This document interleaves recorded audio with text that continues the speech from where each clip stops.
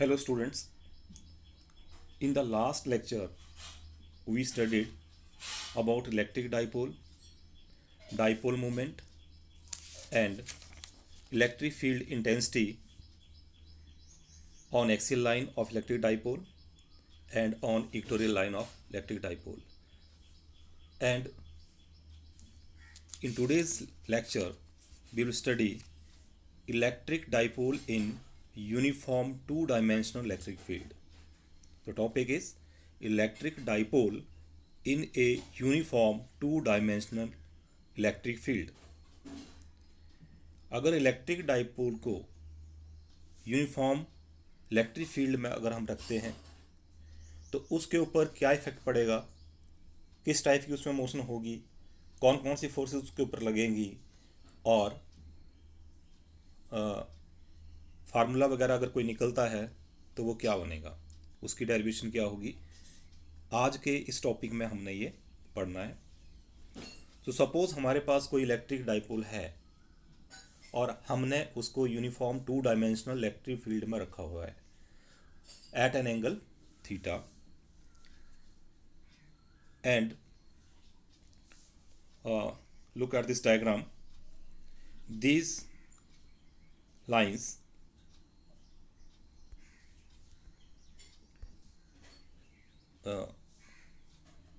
yes, these parallel lines are showing uniform electric field, right? And this AB is showing electric dipole which has been kept at an angle theta with the direction of electric field. So one charge is at point A, that is minus Q, and other charge is at point B plus Q, and the length of the dipole is 2L. Now what is the force which is acting at point B? यहाँ पे जो charge आ रहा है that is positive Q. तो plus Q charge के ऊपर जो force लग रही है that is F1 is equal to QE, and the force on this point, that is the point at which the minus Q charge has been kept, will be equal to F2 is equal to minus QE, and it will be along this direction, right? Now magnitude of F1 and F2 is same. These are two equal forces but acting in the opposite direction. So net force on the dipole is 0. पूरे dipole के ऊपर जो net force लग रही है that is equal to 0. तो इसका मतलब ये हुआ कि डाइपोल के ऊपर जो नेट फोर्स है वो 0 लगने के कारण there will be no translatory motion. Dipole जो है वो आगे या पीछे नहीं जाएगा. ओके, लेकिन at the same time what is happening, F1 is along this side and F2 is along this side. These two forces are equal but acting in the opposite direction, and they are also parallel to each other. So they form a couple. एक couple बनता है और इन दो forces के बीच के line of action जो है उसके बीच का जो डिस्टेंस आपके पास आता है that is equal to Bn. So these two equal and opposite forces are acting parallel to each other, so they will produce a torque in the dipole. Dipole के ऊपर एक टॉर्क एक्ट करेगा which will try to align the dipole in the direction of electric field. वो dipole को घुमाने की कोशिश करेगा और इलेक्ट्रिक फील्ड के अलोंग यानी कि इसके अलोंग ये इसको अलाइन करने की कोशिश करेगा, राइट? फिर से बता रहा हूं, इन दो इक्वल और पैरेलल फोर्सेस जो अपोजिट काम कर रही हैं, इसके कारण डाइपोल जो है वो रोटेट करने की कोशिश करेगा। इसके ऊपर जो फोर्स लगेगी, it will try to rotate it in the like this, in this direction, और ये इसको इलेक्ट्रिक फील्ड की डायरेक्शन में अलाइन करने की कोशिश करेगा, राइट। तो there will be torque acting on it. Translatory motion तो नहीं हुआ, लेकिन टॉर्क इसके ऊपर एक्ट करेगा, तो डाइपोल जो है वो रोटेट जरूर करेगा।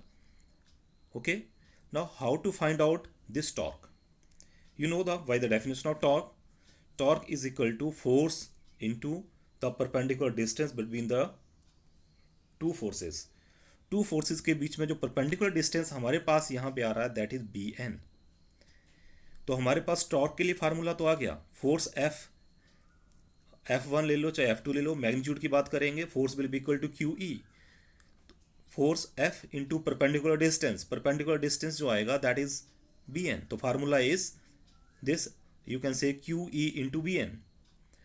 Now BN find out करने के लिए you can consider this triangle ANB. In this triangle ANB, if we take this BN as perpendicular, this angle is theta, so obviously this angle is also theta. So side opposite to theta is BN. So BN will be taken as perpendicular. So BN upon AB, that is perpendicular upon hypotenuse, will give you sin theta. So bn की value कितनी आएगी? That is AB sin theta, right? Now AB is equal to 2L. AB is equal to 2L. तो bn is equal to 2L sin theta. तो bl की जो value आ रही है, sorry bn की जो वैल्यू आ रही है, that is 2L sin theta. Then the formula for torque will be equal to force F, that is QE into 2L sin theta. Formula ये बन गया। तो इतना सही है, इसमें फार्मूला ड्राइव करने का यही मेथड है, लेकिन इसको हमने थोड़ा एक्सप्लेन करके लिखना होता है। So let us see how. The force on the charge, positive charge, is equal to QE along the direction of electric field E। ये हम डिस्कस कर चुके। दूसरे चार्ज के ऊपर जो फोर्स लग रही है, that is F2, this is F2 actually, minus QE, and this will be opposite to direction of electric field E. These two forces F1 and F2 are equal in magnitude but opposite in direction. Hence, net force on the electric dipole in uniform electric field is 0. F1 plus F2 करेंगे तो एक negative force आ रही है, तो net force will be equal to 0. So I told you there will be no translatory motion. और now torque find out करने के लिए magnitude of one force into perpendicular distance between the line of action of force. तो torque की value आ जाएगी Q E into B N. B N I told you how to calculate this B N. B N is equal to 2L sine theta. So Q E into 2L sine theta will be equal to tau. So tau is equal to, इसको हम थोड़ा सा trick use करेंगे यहाँ पे, Q into 2L को यहाँ से इसके साथ कंबाइन कर लिया, ई साइन थीटा सेपरेट, क्योंकि Q into 2L is equal to dipole moment. So this formula will become tau is equal to PE sin theta. So it is the cross product of dipole moment and electric field. Therefore, in vector form we can say torque is equal to vector P cross vector E. So this is how we will find out the torque acting on the electric dipole which has been placed in a uniform two-dimensional electric field, right? So then value of torque will depend upon theta, because tau is equal to PE sin theta, right? It is a vector quantity whose direction is perpendicular to both P and E. You know, P cross E जब आप करते हैं, right, तो cross product में जो direction आएगी third vector की, direction की, that will be perpendicular to the plane in which P and E are lying.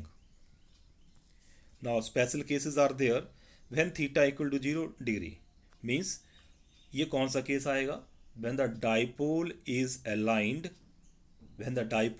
aligned along the direction of electric field, उस सिचुएशन में थीटा की वैल्यू 0 डिग्री होगी. So torque will be equal to P E sine 0 degree, तो 0 बनेगा. And this situation is called stable equilibrium. क्या बोलते हैं इसको? Stable equilibrium. तो स्टेबल इक्विलिब्रियम के लिए क्या होना चाहिए? Theta should be equal to 0 and torque should be equal to 0. When theta equal to 180 degree, जब थीटा 180 डिग्री होगा, then torque would turn the dipole through 180 degree, and this situation is known as unstable equilibrium. So theta equal to 0 degree को stable equilibrium बोलते हैं, and theta equal to 180 degree की situation जब आएगी, जब dipole opposite उसके align किया गया है, तो थीटा की वैल्यू 180 डिग्री हो जाएगी उस सिचुएशन में, और उसको बोलते हैं हम unstable equilibrium. And the third case is when theta equal to 90 degree. When theta is equal to 90 degree, PE sin 90, sin 90 की वैल्यू 1 होगी, so tau will be equal to PE only. क्या होगा? PE. So you can see tau is equal to PE is the maximum value of the torque. So maximum value of torque कहाँ पे होगी? When theta equal to 90 degree, means dipole को electric field के perpendicular जब रखा जाएगा, उस situation में टॉर्क की वैल्यू मैक्सिमम होगी. Okay, so this was the electric dipole in uniform two-dimensional electric field. Once again I am repeating the main points. सबसे पहले हमने ये देखना है कि डाइपोल को किस तरह से अलाइन किया गया है इलेक्ट्रिक फील्ड के साथ, राइट. तो पॉजिटिव चार्ज के लिए फोर्स इस डायरेक्शन में लग रही है, in the direction of electric field, QE charge into electric field. Negative charge के लिए इस डायरेक्शन में फोर्स लग रही है, एक फोर्स इधर लग रही है, एक फोर्स इधर लग रही है, तो नेट फोर्स 0 होगी. लेकिन ये एक कपल बनाएगी और ये टॉर्क प्रोड्यूस करेगी इसमें डाइपोल में, इलेक्ट्रिक डाइपोल में टॉर्क प्रोड्यूस करने के कारण it will try to rotate the electric dipole and it will try to align it along the direction of electric field. तो यहाँ से टॉर्क हमें पता चल रहा है कि टॉर्क क्रिएट होगा, और टॉर्क निकालना हमने, तो टॉर्क निकालने के लिए हमें force into perpendicular distance between the line of action of force. Line of action का मतलब होता है कि जैसे इसको आप प्रोड्यूस कर देते हैं तो एक लाइन बनती है, इसको प्रोड्यूस बैकवर्ड करते हैं, दूसरी लाइन बनती है फोर्स की, लाइन ऑफ एक्शन. इन दोनों लाइन्स के बीच में जो पैरेलल लाइन्स बन रही है एक्चुअली, इनके बीच में जो डिस्टेंस आ रहा है दैट इज BN. तो BN is the distance between the line of action of two forces. तो BN फाइंड आउट करने के लिए we will make use of simple trigonometric perpendicular upon hypotenuse निकाल करके हमने sin थीटा कर देना इसको, और यहाँ से BN की वैल्यू निकाल के फार्मूले में डाल देनी है.